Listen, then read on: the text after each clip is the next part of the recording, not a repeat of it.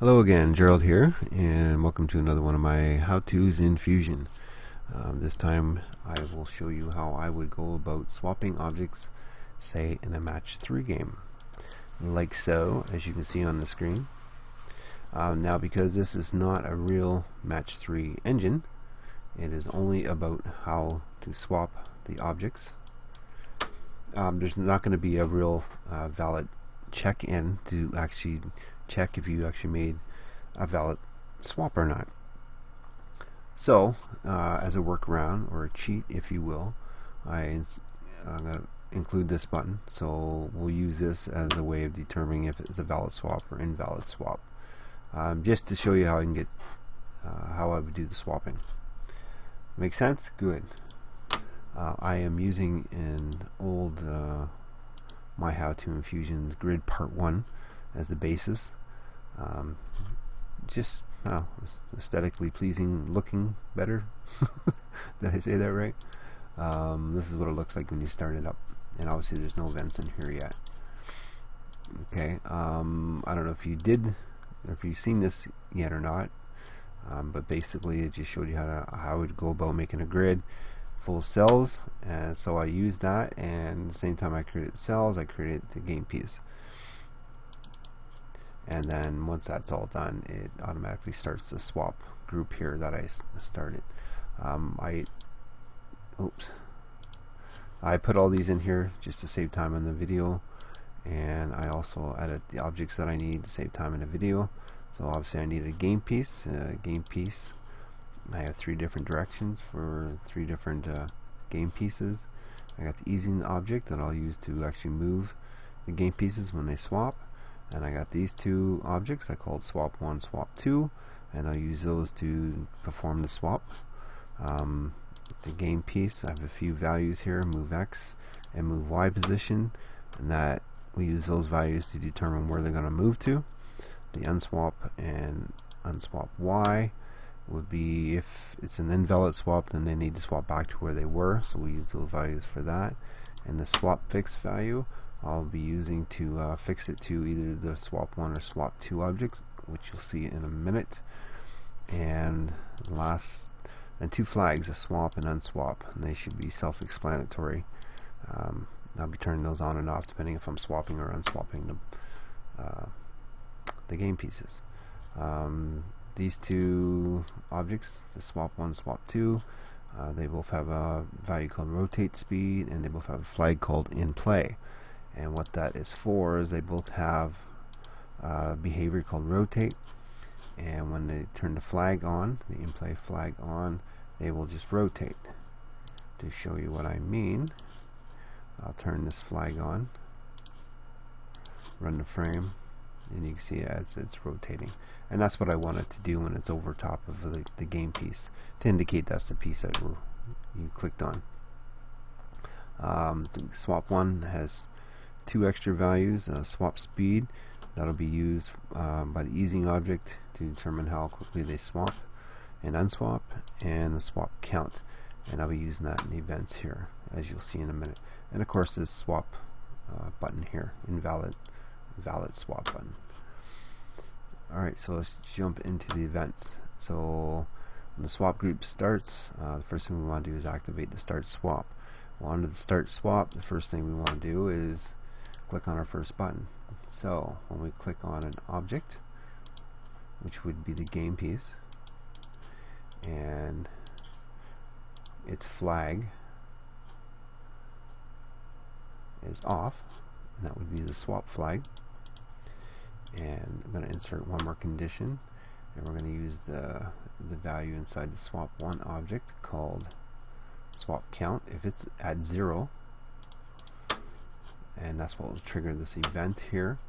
What do we want to happen? We want the first swap piece to position over top of the game piece.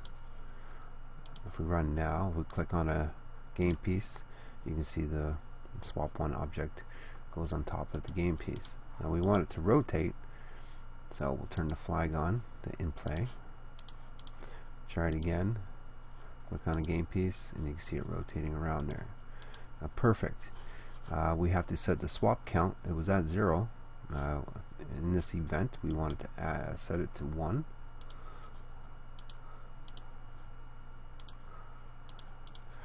The flag is off on the game piece. We want to turn it on. Oops. I want the flag, not the value. That's the swap flag. Turn that on. And we're going to set 2 more values. That would be the unswap X and unswap Y position. We're going to set it to its current position in case we have to unswap them.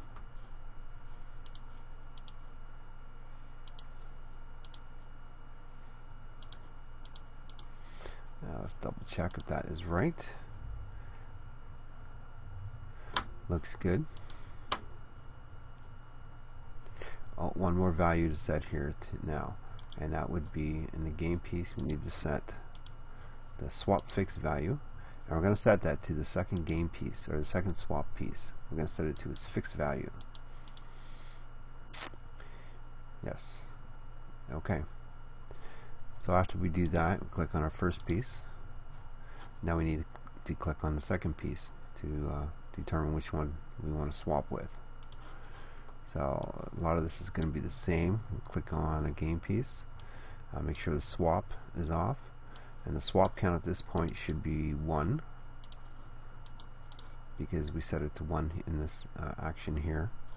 Now we need one more condition in here, and this condition will be to determine, like when you're in a match 3 game and I click on, say, this yellow one here, I can only swap with another game piece that's directly beside it. I can't swap on one that's in, diagonally, like these blue ones, or from one way over here, obviously, right? So I want to select either the top, right, bottom, or left piece. And to do that, we're going to add another condition here. Bear with me here.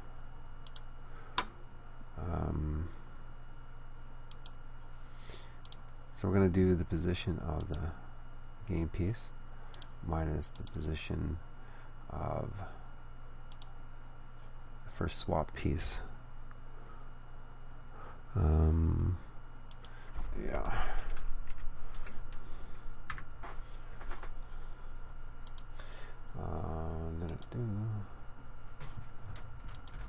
It's going a little slow. Make sure I do this right.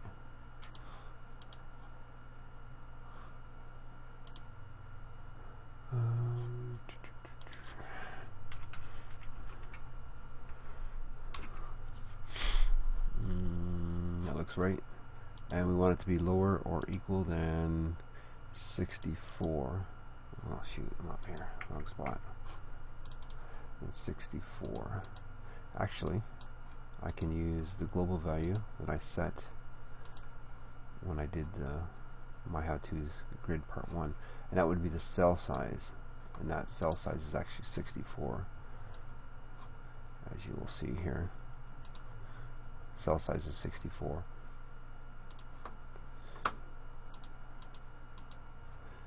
So the reason I use 64 is because each cell here is 64 pixels. So the next game piece that I click on has to be within 64 pixels. So this one is, this red one is, and this yellow one is here. Alright, that looks good. Now this should almost be the same. Nope. We're going to set the swap on, set the unswap and unswap Y positions.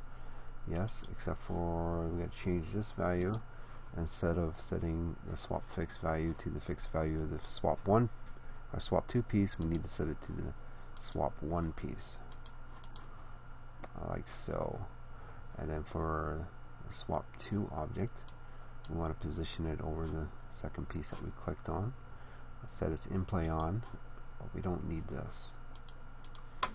Let's see if it works. Perfect. So what's going on here? Well, down in the debug group that I have here, I have it set up so that if we right click on a game piece, we add it to the debugger so we can see what's going on. and I added the swap 1 and swap 2 to the debugger too. So let's look here. We'll look at these two pieces. Let's say the red one and the yellow one here. I'm going to right click, add it to the debugger, which is right here, and add the yellow one to the debugger, which is right here, and swap 1 and swap 2. So here's the swap 1. You can see it's fixed value. So when I click on this first piece, which is the red one, right, go down to the first one, which is this red one here, its fixed value should be the same as actually the swap 2 object.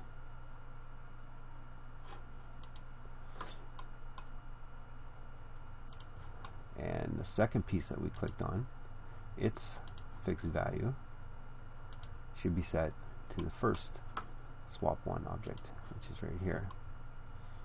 Okay, and the reason that is because once we swap, I want this red one to go where this blue swap object is, so I'm going to use its position to move it there. And same with the yellow one, I want the yellow piece to go to where the swap 1 object is, so I'm going to use its position to tell this yellow piece to go there. Okay, and as you can see in the game pieces, this is the swap, or the second game piece that we clicked on. Its unswap Y and unswap X is set to its current position. And same with the first game piece that we clicked on. Its unswap X and unswap Y is set to its current position. Perfect. Alright, let's move on. I'm going to add a couple more condition or events here. So we're going to say when a swap fixed value equals the second swap piece equals its fixed value, and by this time swap count should be 2. Make sure we set it to 2. We did not, so we need to set the swap count to 2 in here. So now the swap count is 2. We want to set its so this is the first game piece. Its fixed value is set to the second swap object. We want to set the game pieces move values, move X and move Y, to its current position.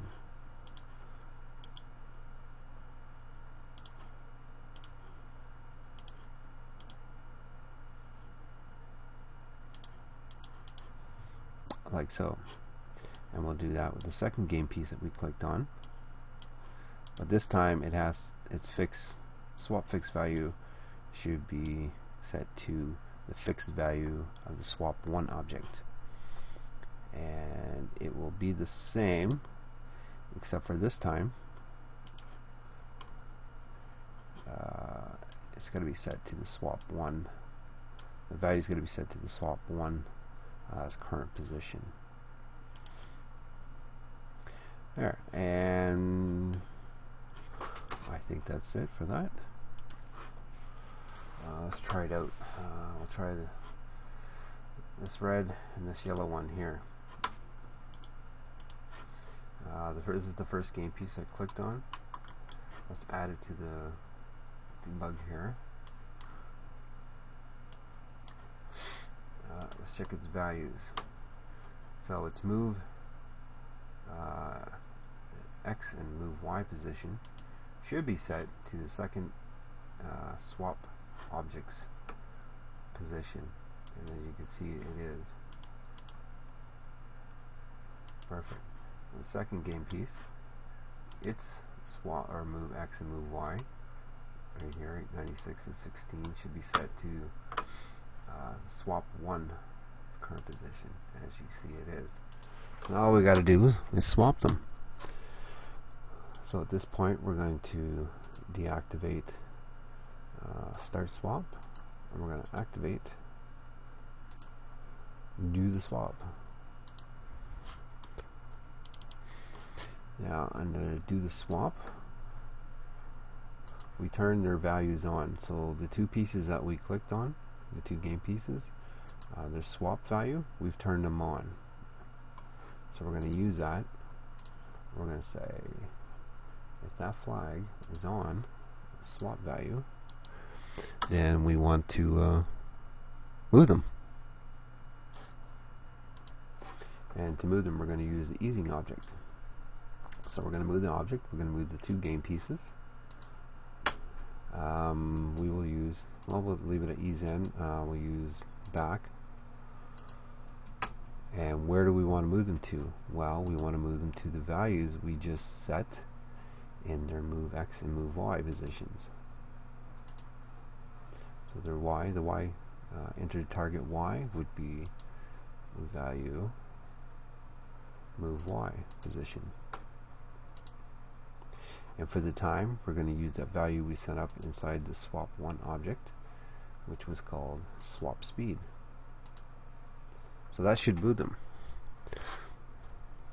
Now, once we do that, hang on 1 second, we have to unset a couple of values here. So we're going to turn the flag off, swap. We're going to turn a flag on, which is the unswap, in case we have to swap them back. We're going to set the move X and move Y back to 0.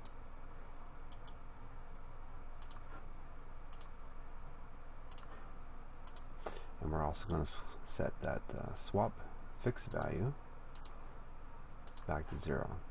Now this gets these game pieces ready for when we need them again. And I believe that's it. Let's try it, see if it actually works. There you go. So they swap. I can't do anything else yet because I haven't created any events. Another thing with this that I should say, let's start, is I can click on one and click on the other and they'll swap. But what I can't do is click on it and drag it. I'm actually dragging, but nothing's happening. To fix that, we're going to switch this. We're going to change this condition to mouse user clicks on the leftmost button. Add another condition, and it will be, oh, I did that wrong. I got to change that.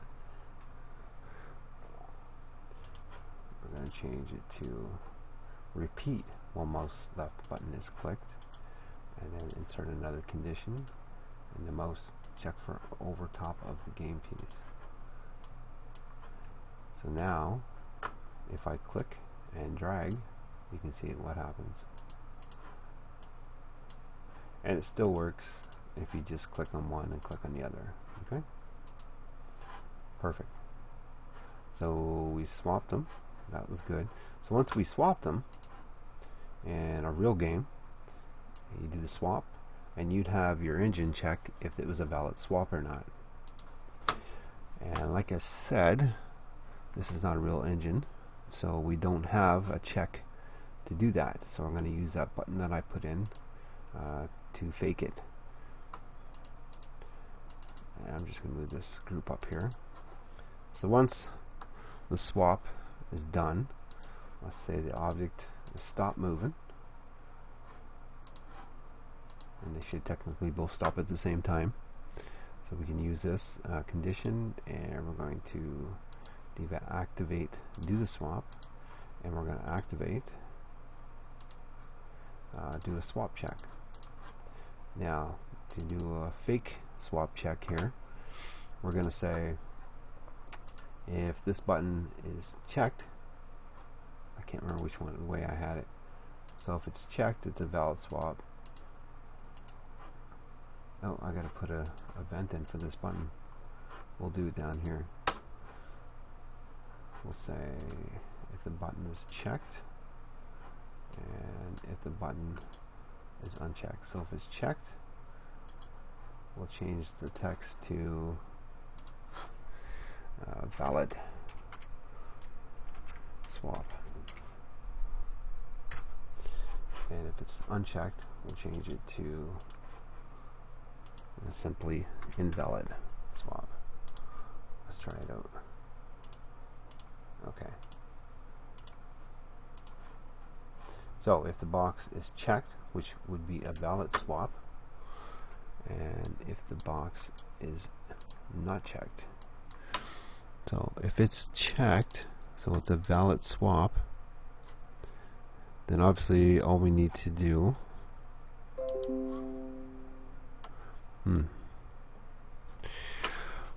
so it's a valid swap, so that means in a normal game the pieces fly off the board and all the good stuff would happen. But in this game, we're just going to stop everything that we've done, and we're going to reposition these two objects. So I don't know, we'll position them down here somewhere for now. Normally you position them off the screen, obviously. Turn their flag off, which would be the in play, so they stop rotating. Right? And do the same thing for this one. Deactivate swap check and reactivate start swap. That means we can start over again. So we do the swap. Oh, it's a valid swap. It's a valid swap. Oh, I gotta start over here. Hang on.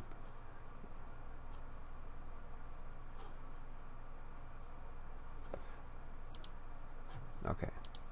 So it's a valid swap. So they stopped, they didn't unswap, so now we should be able to move on. Why can't I do that? Nope. Because I have to set swap count back to 0. I guess when we last left it was at 2. Swap. Oh, geez, I'll get this right. So if it's a valid swap, okay, then we should be able to, yeah, there we go.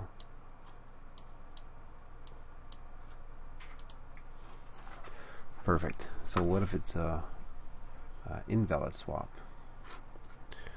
Well, in that case, we would have to deactivate swap check and activate unswap.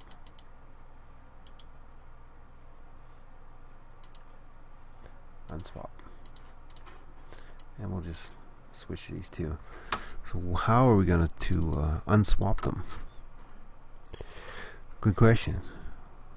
Okay, well, if you remember back up here, we set, after we did the swap, we set the second flag on, which is the unswap flag. So if it's an invalid swap, we want to unswap them. So the flag is already on, so we'll use that. So if the unswap flag is on,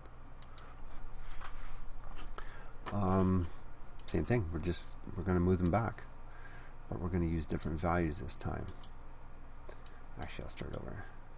So we're going to move the object, the game piece. This time we'll use ease out, and we'll keep it at what we had before, back. Where the X and Y, this time in the game pieces, the values that we set earlier, which is the unswap, X and Y, is what we use to swap them back to where they were.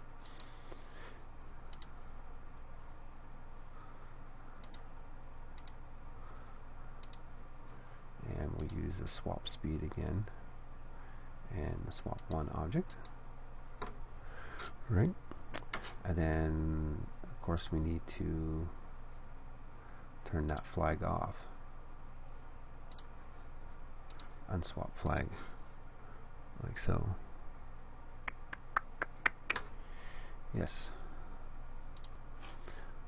Plus we'll need to set those two values back to 0, which is the unswap X and the unswap Y. Back to 0. Alright. And that should be it, except for once they stop moving. Same thing, we can do what we did here in the swap check. Reposition these and make sure we set swap count back to 0 and deactivate this group, the unswap group, and activate the start swap again so we can do it all over again. Okay, so right now it's set as an invalid swap, so if I swap them, oh, it wasn't a valid swap, so they swap back. Get it? Good.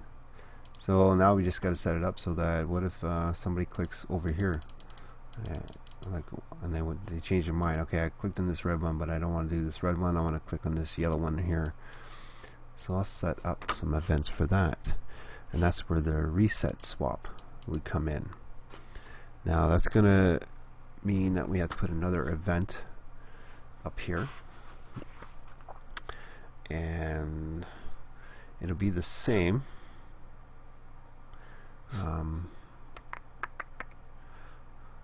I'll just start over. So user, and it has to be above this event here where we click on the second block.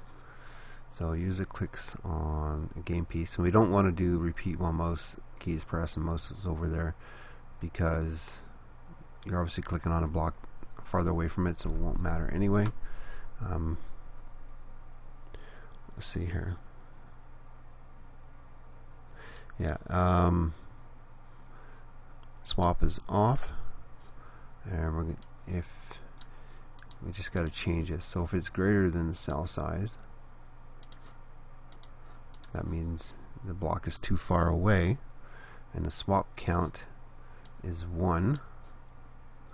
Then all we have to do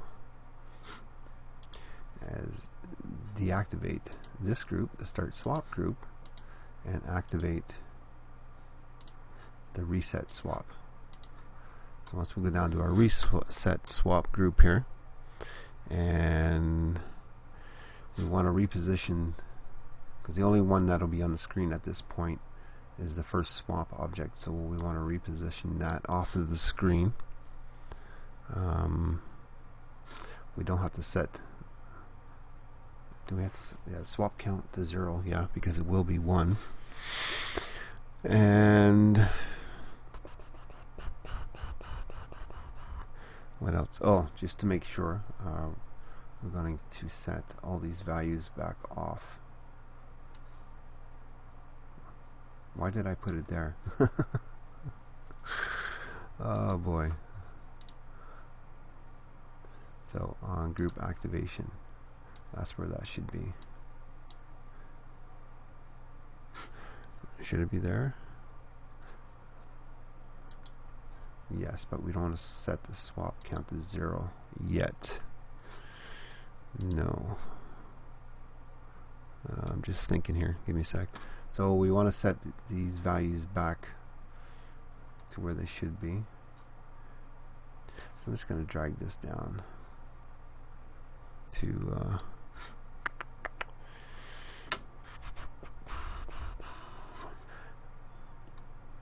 actually it's going to be in here when user clicks left, because that's what they did up here.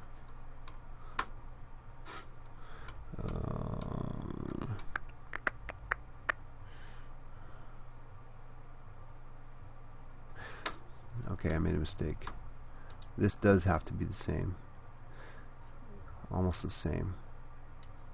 So when the mouse pointer is over, we just need to change this part to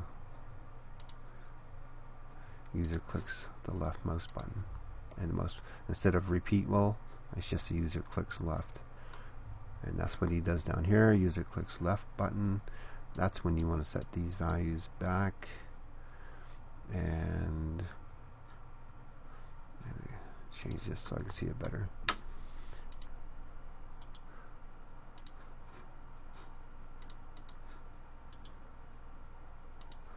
We'll set that flag off. Unswap. These values all back to 0, plus we have to set, just to make sure nothing funky happens, the unswap X and Y position back to 0.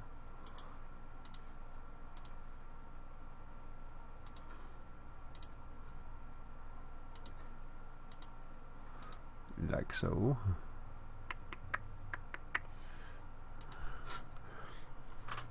Yeah, and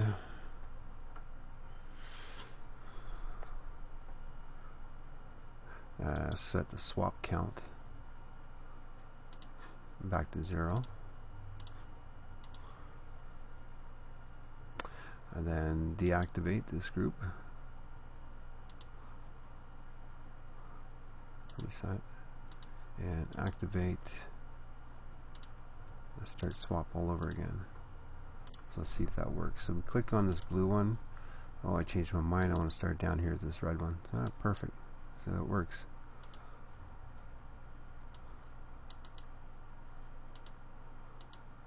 There. That's it. I believe that's all. Actually, there's one thing we can do here. What happens when the user clicks on the left button, it's going to loop through all the game pieces on the board the way I have it set up.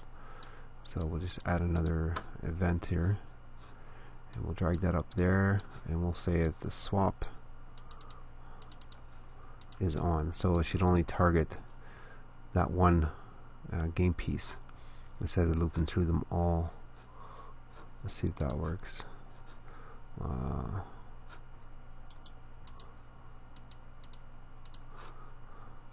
Add the blue one to the debug here. See what's going on the flags. So if I click on it, all the values are set. Flag is on, but if I click over here somewhere else on the board, good, it turns it off and turns. Oh, so that works perfect. There.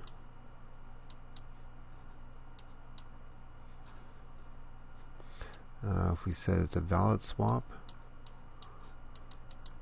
what did I do? Valid swap. What's going on?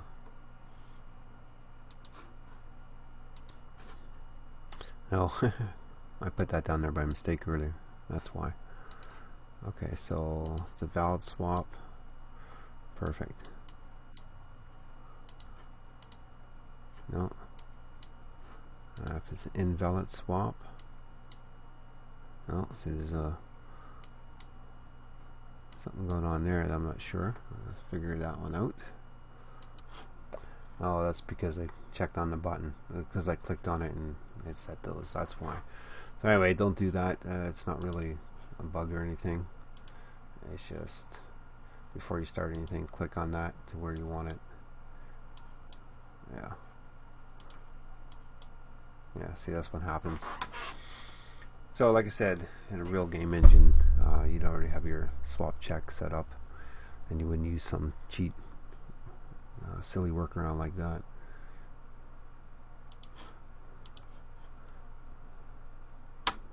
What you could do maybe is start a frame, check it so it's valid, so it's already valid swap, or turn that off so it's invalid. Yeah. Yeah, that's it.